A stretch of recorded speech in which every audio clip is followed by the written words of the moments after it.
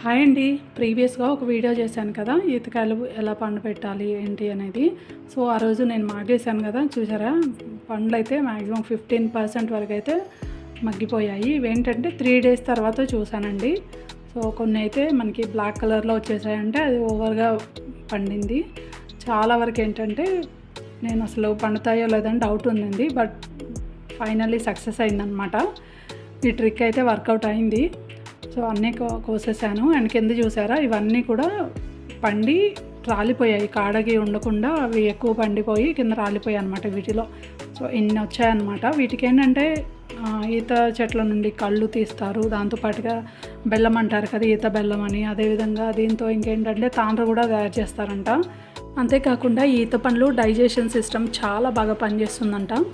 And చాలా వరకు ఏంటంటే ఈ ఈత పండ్లు మనకి సీజనల్ ఫ్రూట్స్ అనేవి హెల్త్‌కి చాలా మంచిది.